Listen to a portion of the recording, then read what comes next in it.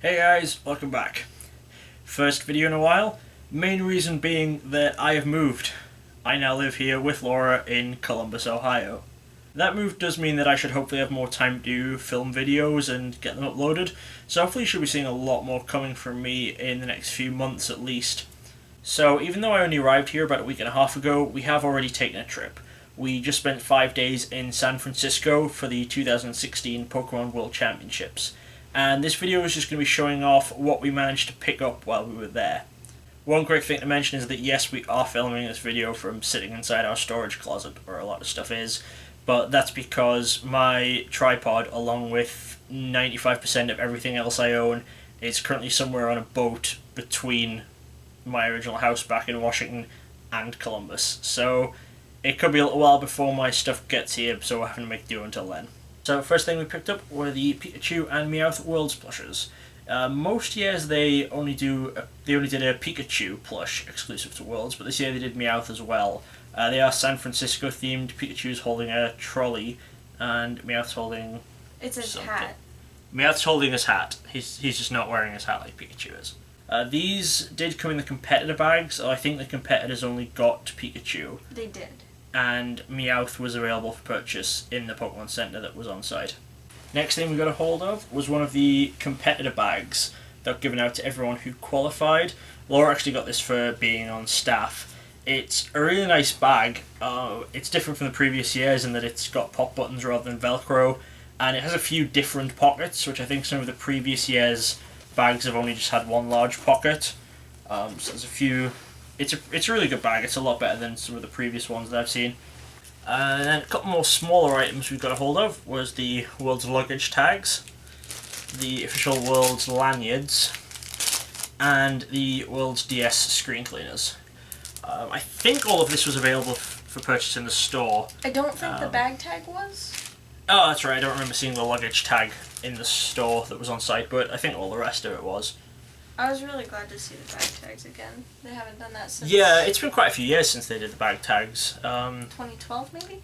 Yeah, I think it was maybe around 2012 that they did the luggage labels. They were really nice. I know that a lot of people still use the ones they've had in the past. And they're really durable. Like, I've still seen people using ones from like 2005 and stuff like that. Yeah, so hopefully this one's as good. Hopefully, yeah.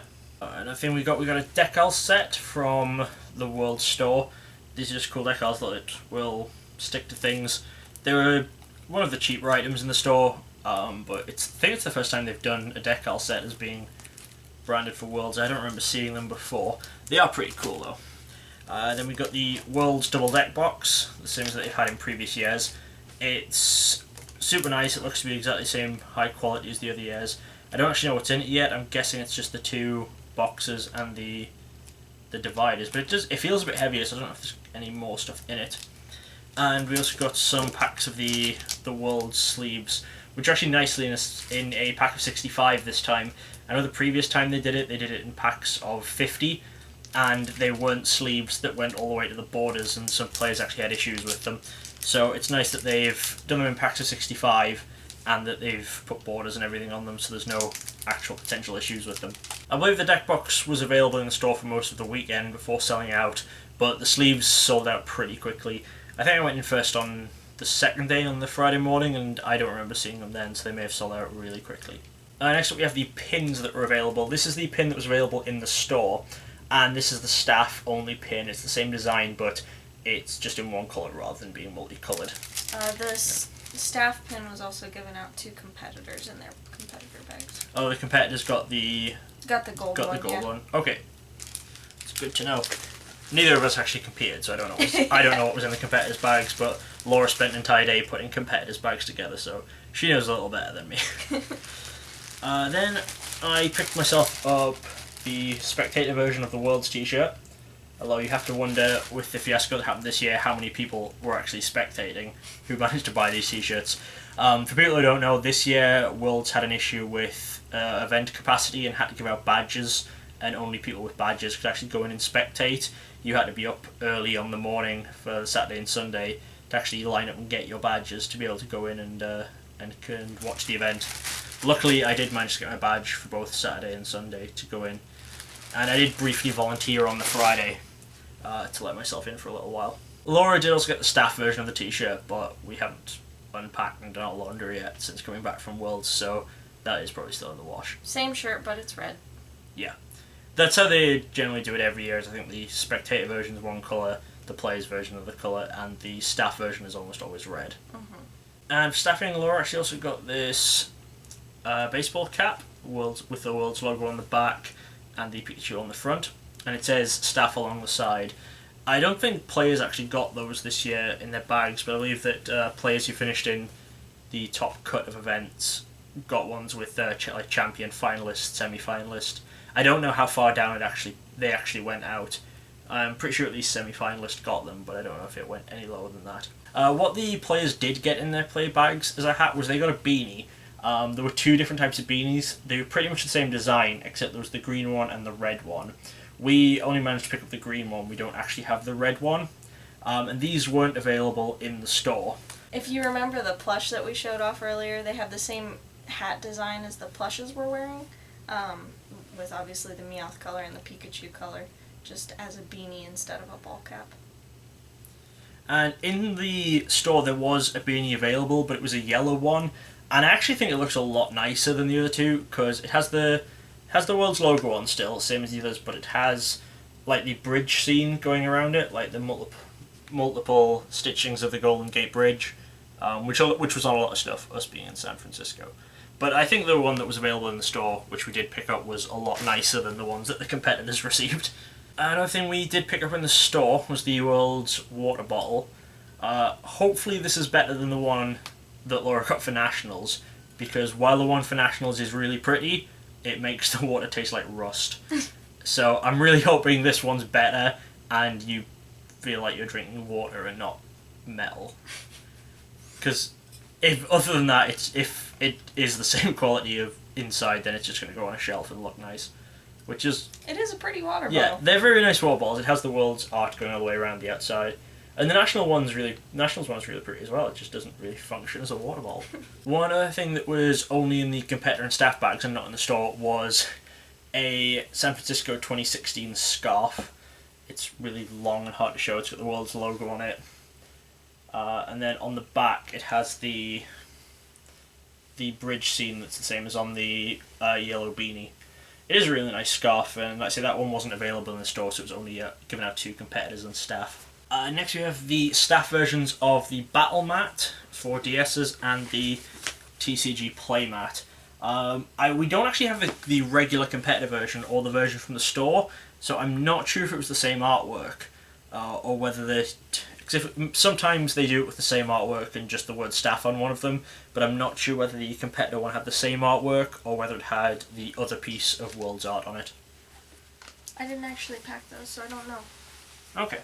They were the competitor ones and the ones that were in the store came in like a drawstring bag, so we wouldn't have seen them out of it. I was in the store at one point, and someone of the staff in there just said, "Oh, there's now 3 playmats left," and they were completely sold out. So the nearest person to them grabbed all 3 and bought them, which was probably a good decision for them financially. So they probably sold them for a lot more. Yeah.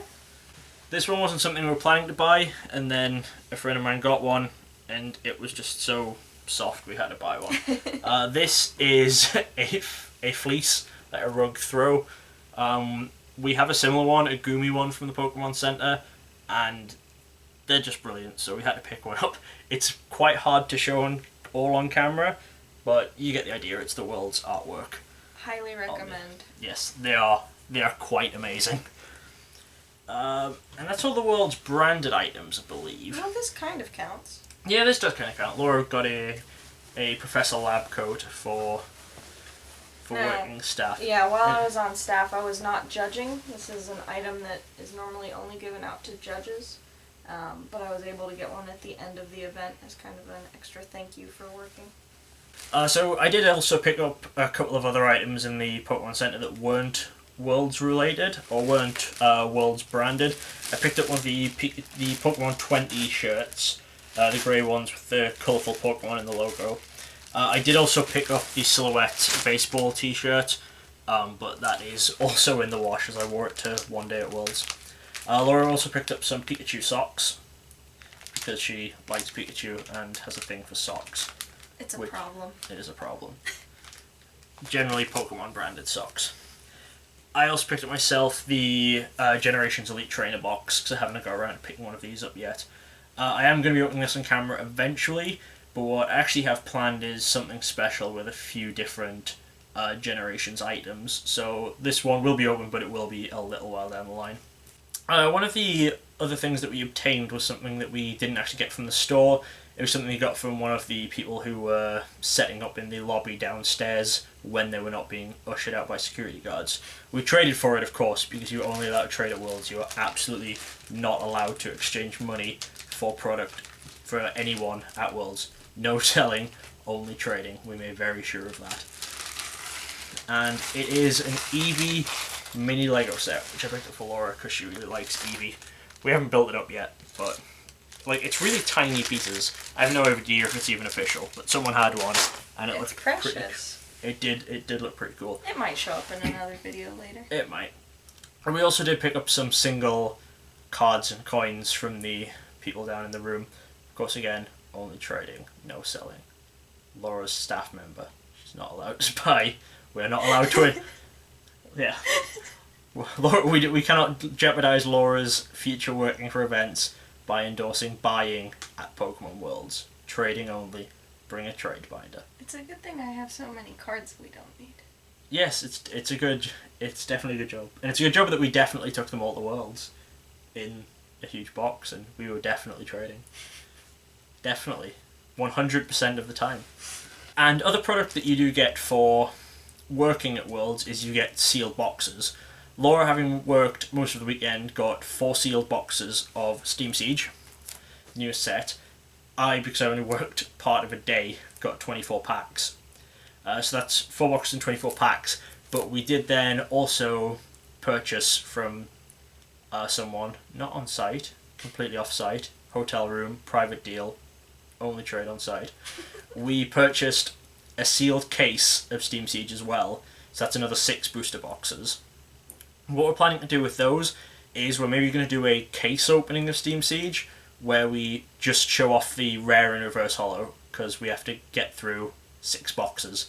But we thought it would be cool rather than just going through the same commons and uncommons and over again. Laura has actually already filmed one box opening from a previous box of Steam Siege she had, so I'll try and get that up before we do the case opening video. So the only things left to show off are these single cards that I got a hold of and the coins that Laura got a hold of. So I'll show those off now separately while not in the cupboard. Okay, so these are the coins that Laura picked up. She got this set here which has Shaman, Manaphy and Pikachu. I think you already had one of these sets, right? But you just wanted a second one, so you had one to keep sealed and one to open? Yeah, that was from the Pokemon Center promo where if you spent so many it was, I believe, given to you as a gift. Awesome. We then have an Ordino coin. Mm-hmm. Potent after what, just won Worlds. Yeah, and it's so cute too. There's a nice sparkle effect on it. Then we have the starters. So the Sinnoh starters. Yeah. I can never remember which place everyone comes from. It's hard to catch the light probably on this one. But it's Snivy, Tepig, and Oshawott. That's Unova, isn't it? Unova, possibly. That one in particular I was looking at is a Japanese rather than a US coin. So hopefully it's different from the one that I have already. Okay, we then have Palkia and Golduck teaming up for whatever reason. Golduck break. I think there was a Japanese, like, half deck. It was a half deck that was Palkia and Golduck break. Mm-hmm. Okay. They are both water type in the TCG, so that would be some sort of explanation. We have a Chansey coin. And this is a re-release of the original coin. Yeah, I do remember it from being in the original decks way back when, for base set and everything. But was it the sparkle effect that's different? Or yeah, the holo pattern is a little bit different. Is that how you tell that it's the re-release? Mm-hmm. Okay, that's interesting. The back is also different as well. Okay, it has the... it's hard to see that, it has the new back. The new back, okay. Then... I don't know if that's the right way up. Zygarde. Yeah, no. Oh, it was the right way up. Perfect form, I think it's called. Okay, the like 100% form. Yeah. Okay, was that another Japanese one, or is that a Yeah, that's US one? I think from a Japanese deck. Okay. Then we have 15th anniversary limited edition. Is that from the box set that had the full art Pikachu and stuff in it? I can't remember. There's a gold and a silver one, and I know that they're both a little hard to find now, being like 5 years later. Yeah. But I knew I didn't have either of them, so I picked Okay. it up. Was it what one was in the Pikachu one and one was in the Reshiram Zekrom? I think, does that sound right? Maybe. 'Cause I'm pretty sure both of them had a coin. It might be one in each. The Reshiram Zekrom one was the full art that had like 15th anniversary I think printed this across one them. was given out as an event. Oh, okay. Yeah, maybe be different then. So yeah, it might have been the gold one in both of the boxes, but I would have to double check. Okay. And last thing we have is that an older back on this coin? Yes, it And is. it is a World Challenge Pikachu. Yeah, not entirely sure where he fits in. I know he's an older coin, but Yeah. definitely one that I didn't have, and I love Pikachu, so. Okay, so that's the end of the coins. We'll take a look at some cards. Here's a couple that we got for Laura's collection. We got a World Renowned Staff card, but it is the error version. It has the, I don't know if you can focus, it has the incorrect number there. It should say DP48, because DP25 was the number for the World's 2008 promo.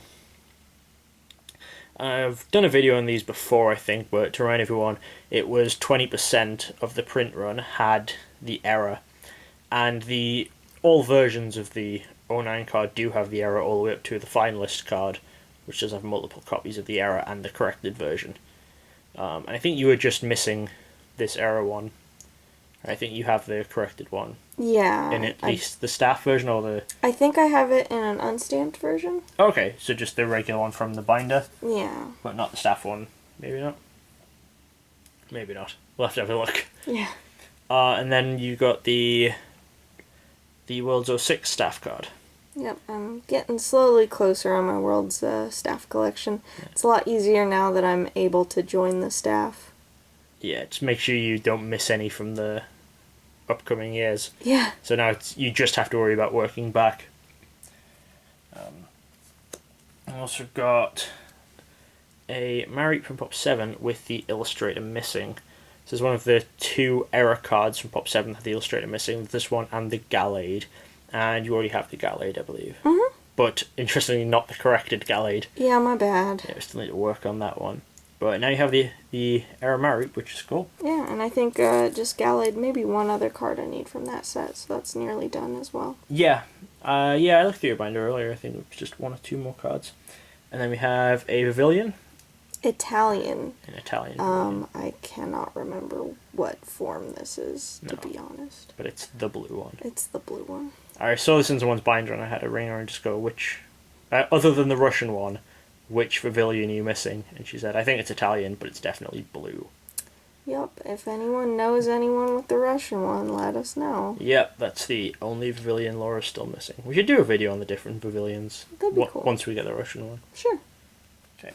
So those are the ones that we got just primarily for your collection. Then we've got a couple which I picked up primarily for my collection. And then a couple that we both kind of got. I picked up just some older Japanese promos. They were all from the original /P promo set. If it focuses, it is not focusing. Will it focus on this one? No one, but they're all numbered as a number /P. I got the Ho and Rapidash, those kind of came together. Celebi and Bill were kind of together too. And I can't remember what this one's called. It's it's the Please Trade or the Touch promo or something like that. I actually can't remember the name of this one. The Touch promo? Like, I think it is genuinely something like that because they're high-fiving. Can I see? Well, Laura might be able to translate it. She reads basic Japanese. Yeah, no, there's way too much. There's way too much. Okay. Kanji in there. But I do like the P promo set, and I do have a few cards from it. It's one that I would be looking to try and build nearly a full set of at some point in the future. I say nearly because the Tropical Wind in that set, no one's ever getting. So here's some that we each got copies of. We both picked up this guy. So cute. Just cosplay Pikachu scaring a Dedenne. Poor Dene. We both picked up this one. Some Poncho Pikachus. Poncho Pikachus and some more Poncho Pikachus. So cute. There's actually there's 3 different versions I think pretty much of that card where Pikachu's just wearing a few different ponchos, but we both already had the other one, so we didn't end up picking that one up again. What have we got here? Oh, these ones I just picked up for myself that Laura already has. I got this Fallout Pikachu with Gengar and Lucario in the background. Mm-hmm. This Fallout Pikachu with some Megas and some Breaks, I think, in the background there. Next, I picked up the Cosplay Pika, or the Poncho Pika Charizards, which Laura already had, but I didn't pick these ones up. I do have the Magikarp and Gyarados ones somewhere.